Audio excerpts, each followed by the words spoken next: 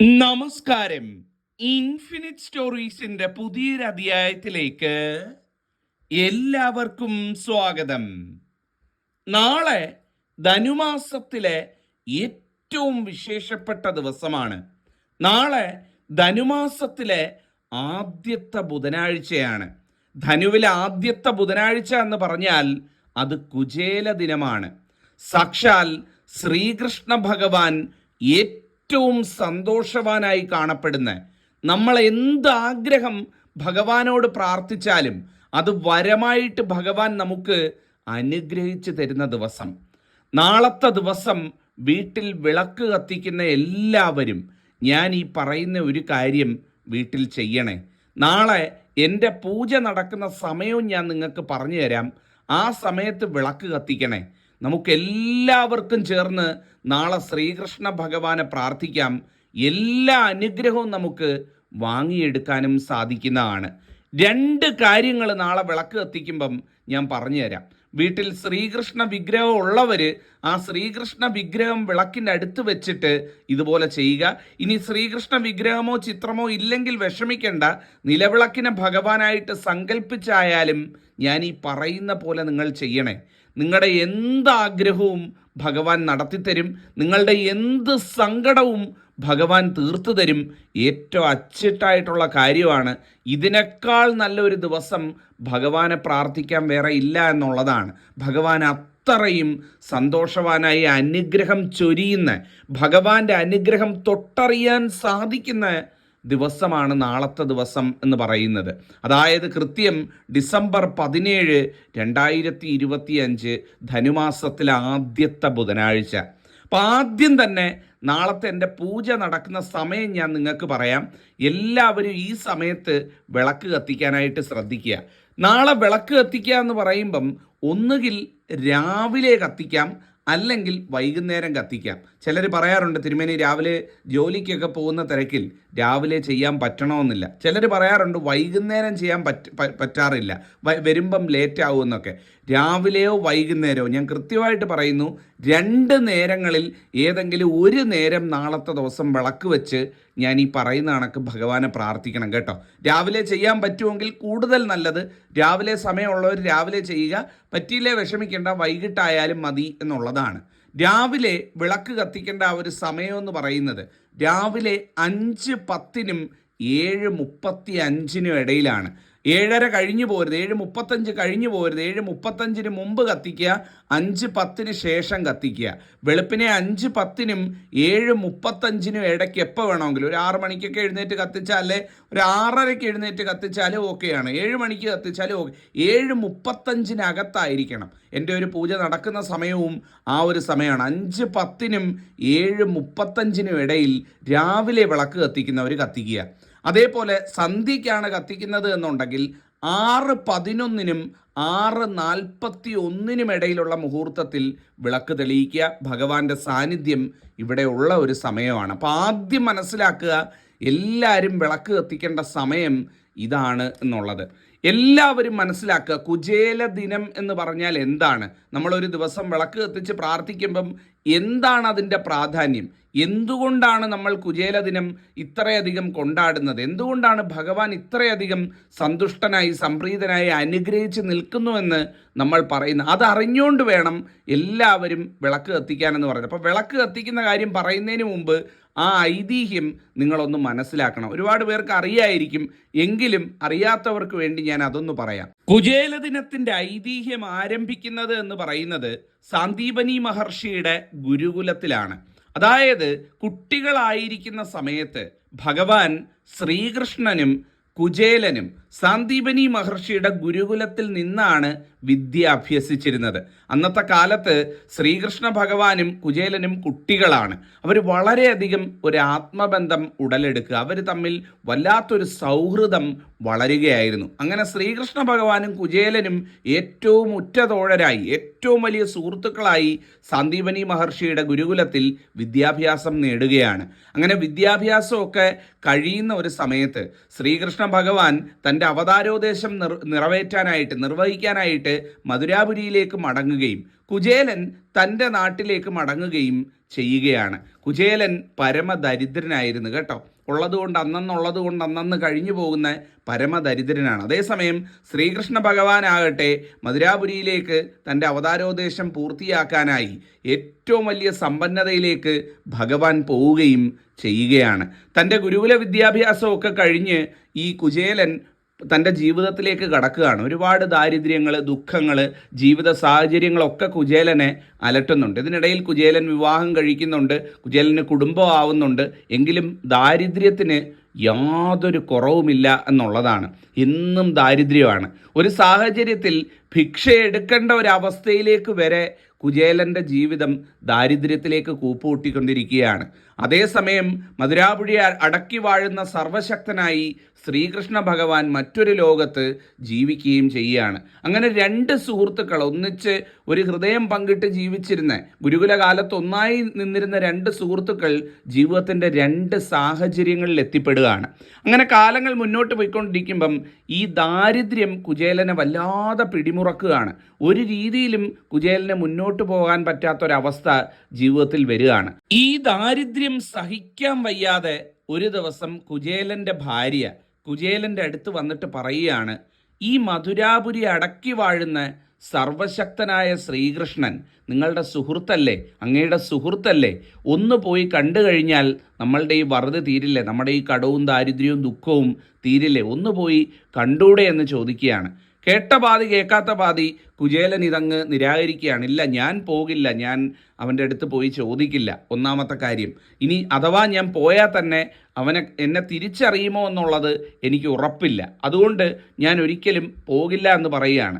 പക്ഷേ ഭാര്യയുടെ പിന്നീടുള്ള തുടർച്ചയായിട്ടുള്ള ആ ഒരു നിർബന്ധവും ദാരിദ്ര്യത്തിൻ്റെ ഒരു കാഠിന്യവും കുചേലനെ ശ്രീകൃഷ്ണൻ്റെ അടുത്ത് പോകാനായിട്ട് തള്ളിവിടുകയാണ്. അങ്ങനെ മനസ്സില്ലാ മനസ്സോടെ വീട്ടിൽ നിന്ന് തൻ്റെ സതീർത്ഥ്യനായ, തൻ്റെ സുഹൃത്തായ, തൻ്റെ എല്ലാമായ ശ്രീകൃഷ്ണനെ കാണാനായി കുചേലൻ പാതി മനസ്സോടുകൂടി തന്നെ തിരിച്ചറിയുമെന്ന് ഒരു ഉറപ്പ് പോലും ഇല്ലാത്തടുത്തുനിന്ന് വീട്ടിൽ നിന്ന് പുറപ്പെടുകയാണ്. അപ്പം വീട്ടിൽ നിന്ന് പുറപ്പെടുന്ന സമയത്ത് ഭഗവാന് കൊടുക്കാനൊന്നും ഇല്ലല്ലോ, തൻ്റെ സുഹൃത്തിന് കൊടുക്കാനൊന്നും ഇല്ലല്ലോ എന്നൊക്കെയുള്ള ചിന്ത കുചേലൻ്റെ മനസ്സിൽ വന്നു ചേരുകയാണ്. അപ്പം കുചേലന് അറിയില്ല എന്ത് കൊടുക്കണം എന്നുള്ളത്. അങ്ങനെ കുചേലൻ വീട്ടിൽ നോക്കുമ്പം കുറച്ച് അവിലും കാര്യങ്ങളും ഒക്കെയാണ്. അതൊക്കെ പഴകിയിട്ടുണ്ട്, എന്നാലും കുഴപ്പമില്ല, ഉള്ളതാവട്ടെ, ഇതേ ഉള്ളൂ എൻ്റെ കയ്യിൽ കൊടുക്കാനെന്ന് കരുതി ഒരു അവിൽക്കിഴി കെട്ടി, ഒരു അവിലെടുത്ത് കുറച്ച് കിഴിയായിട്ട് കെട്ടി തൻ്റെ അരയിൽ തിരികൊണ്ട് അതുമായിട്ടാണ് ശ്രീകൃഷ്ണ ഭഗവാനെ കാതങ്ങൾ ദൂരം താണ്ടി മധുരാപുരിയിലേക്ക് പോകുന്നത് എന്ന് പറയുന്നത്, ഭഗവാനെ കാണാനായിട്ട്. അങ്ങനെ പോകുന്ന സമയത്ത് വലിയ കൊട്ടാരത്തിലാണ് ഭഗവാൻ ഉള്ളത്. അപ്പം ഈ കുചേലൻ ഈ നാടെല്ലാം കടന്ന് വളരെയധികം യാത്ര ചെയ്ത് ക്ഷീണിച്ച് ഈ കൊട്ടാര വാതിൽക്കൽ എത്തുകയാണ്. അപ്പോൾ ഈ കൊട്ടാരത്തിൽ കടത്തി വിടുമെന്ന് പോലും ഈ കുചേലന് വളരെയധികം ആശങ്കയുണ്ട്. അങ്ങനെയാണ് ചെല്ലുന്നത്.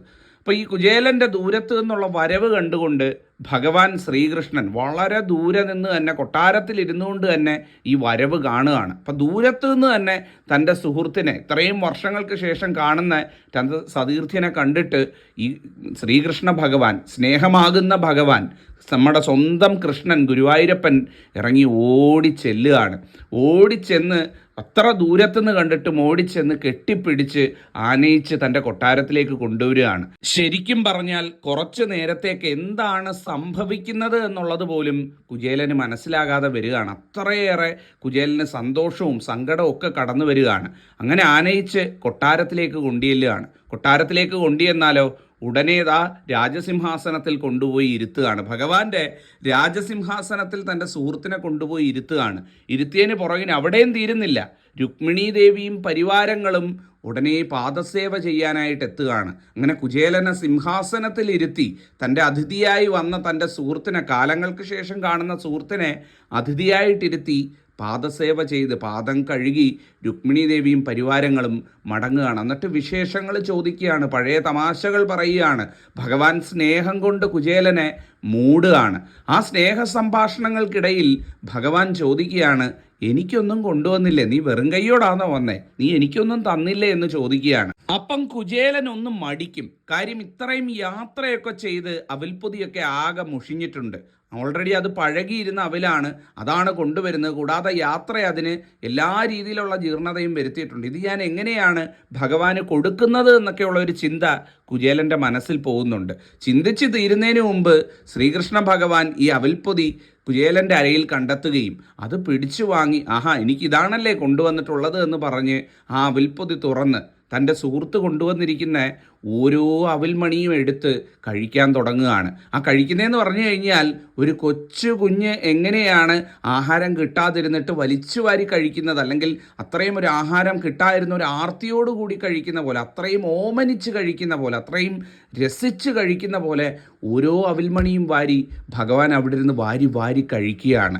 ഇത് കണ്ടിട്ട് കുചേലന് ഭയങ്കര സങ്കടമാകുന്നുണ്ട്. അയ്യോ എനിക്കിത് മാത്രമല്ലേ അവന് കൊടുക്കാൻ പറ്റിയുള്ളൂ എന്നുള്ള കുറ്റബോധമൊക്കെ തോന്നുന്നുണ്ട്. പക്ഷേ ഭഗവാൻ അത് മുഴുവൻ കഴിക്കുകയാണ്. ഒരുപാട് തമാശകളും പഴയ കഥകളും ഒക്കെ പറഞ്ഞ് കുചേലനെ ഇങ്ങനെ സ്വീകരിക്കുകയാണ്. അങ്ങനെ സൽക്കാരമൊക്കെ കഴിഞ്ഞ് വിശേഷങ്ങളൊക്കെ പറഞ്ഞ് എല്ലാം കഴിഞ്ഞ് കുചേലൻ വളരെ സന്തോഷവാനായിട്ട് ഭഗവാന്റെ കൊട്ടാരത്തിൽ നിന്ന് തിരിച്ച് വീട്ടിലേക്ക് മടങ്ങുകയാണ്. അങ്ങനെ മടങ്ങുന്ന വഴിക്ക് വലിയ സന്തോഷമാണ് കുചേലന്. കാര്യം ഒരിക്കലും സ്വപ്നത്തിൽ പോലും പ്രതീക്ഷിക്കാത്ത രീതിയിലുള്ള ഒരു സ്വീകരണമാണ് കുചേലന് ലഭിച്ചത്. അങ്ങനെ പൊയ്ക്കൊണ്ടിരിക്കുമ്പോഴാണ് ആലോചിക്കുന്നത്, അയ്യോ വന്ന കാര്യം ഭഗവാനോട് പറഞ്ഞില്ലല്ലോ, ഞാൻ ഇനി പോയി ഭാര്യയോട് എന്തു പറയും, വന്ന കാര്യം പറഞ്ഞില്ലല്ലോ, വന്ന കാര്യം ഈ സ്നേഹപ്രകടനത്തിനിടയിൽ മുങ്ങിപ്പോയല്ലോ എന്ന് കുചേലൻ ആലോചിക്കുന്നത്. അങ്ങനെ പകുതി വിഷമവും പകുതി സന്തോഷവുമായിട്ട് തിരിച്ച് വീട്ടിലേക്ക് മടങ്ങുകയാണ്. കാര്യം പറഞ്ഞില്ലല്ലോ എന്നുള്ള സങ്കടം, തൻ്റെ സതീർത്ഥ്യനെ കണ്ട് ഏറ്റവും അധികം സന്തോഷപ്പെട്ട് ആ ഭഗവാന്റെ ഒരു ചേഷ്ടകളെല്ലാം ഇങ്ങനെ ആലോചിച്ച് സന്തോഷവും മനസ്സിൽ നിറച്ചുകൊണ്ട് വീട്ടിലേക്ക് മടങ്ങുകയാണ്. വീട്ടിൽ ചെല്ലുമ്പം കാണുന്ന കാഴ്ച എന്താ? പഴയ കുടില് നിന്നെടുത്ത്, ദാരിദ്ര്യം പിടിച്ചു നിന്ന കുടില് നിന്നെടുത്ത് കൊട്ടാരവും ആഭരണങ്ങളും ഐശ്വര്യവും സമൃദ്ധിയും ധനവും നിറഞ്ഞു നിൽക്കുകയാണ്. പഴയ കുടില് നിന്നെടുത്ത് കൊട്ടാരമായി തീർന്നിരിക്കുകയാണ്. ഭഗവാൻ അവിടെ ഓരോ അവിൽമണിയും കഴിക്കുന്ന സമയത്ത് ഇവിടെ മഹാലക്ഷ്മി ദേവി പ്രത്യക്ഷപ്പെട്ട് ഓരോ ഐശ്വര്യങ്ങളായിട്ട് ഐശ്വര്യങ്ങളും നൽകി അനുഗ്രഹിച്ചുകൊണ്ടിരിക്കുകയായിരുന്നു.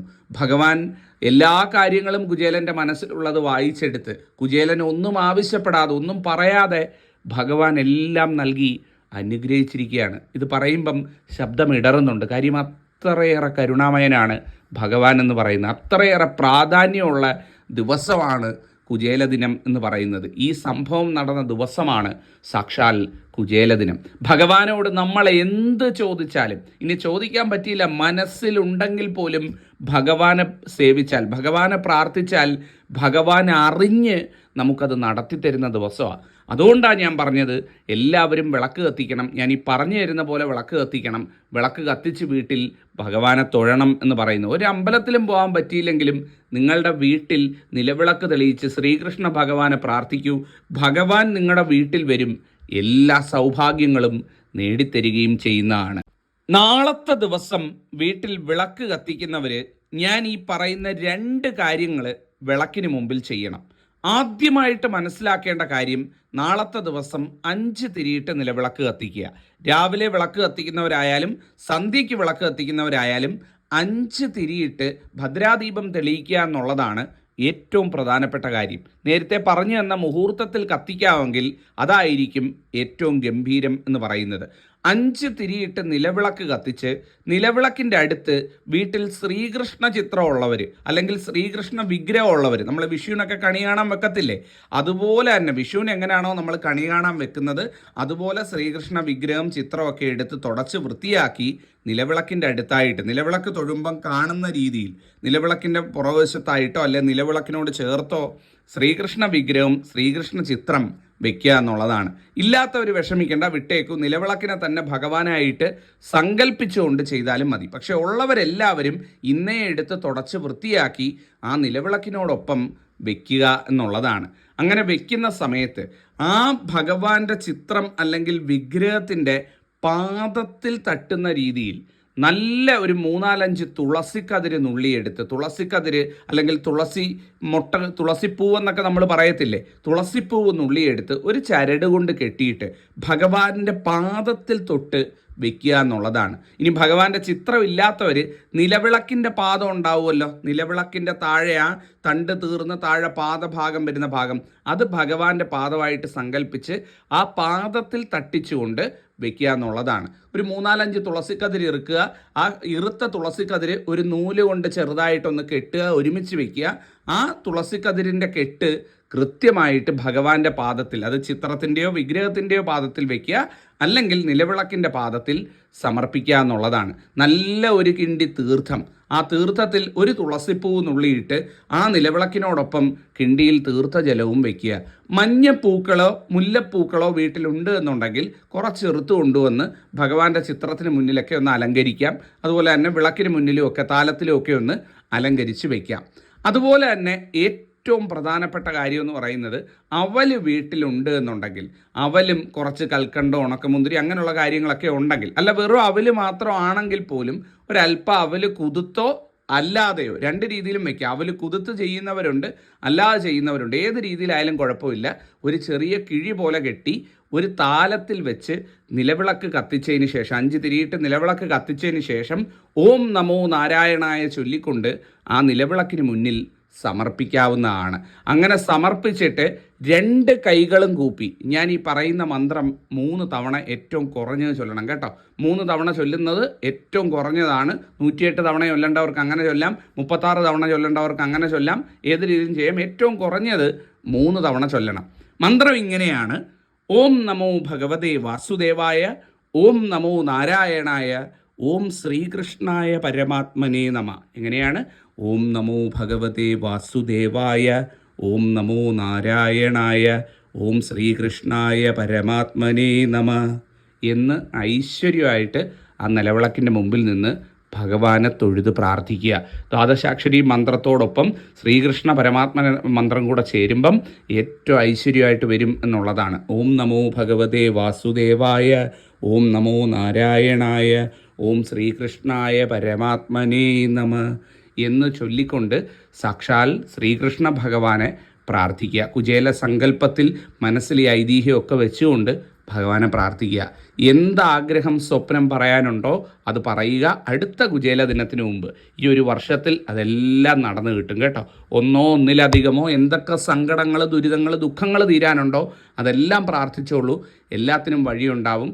കുചേലൻ എങ്ങനെയാണോ ഭഗവാൻ എല്ലാ ഐശ്വര്യവും നൽകിയത്, കുചേലൻ്റെ ദുഃഖങ്ങൾ എങ്ങനെയാണോ ഭഗവാൻ തീർത്തു കൊടുത്തത്, ചുരുക്കി പറഞ്ഞാൽ കുചേലനെ കുബേരനാക്കിയതുപോലെ നിങ്ങളുടെ ജീവിതത്തിലെ ദുരിതങ്ങളും തീർത്ത് നിങ്ങളെയും ഭഗവാൻ കുബേരനാക്കും. സകല സങ്കടങ്ങളും തീർത്തു തരും. ഈ അവസരം വിട്ടുകളയരുത്. ഒരുപക്ഷെ ഈശ്വരനായിട്ട് കാണിച്ചു തന്നതായിരിക്കും, എന്നെക്കൊണ്ട് പറയിച്ചതായിരിക്കും.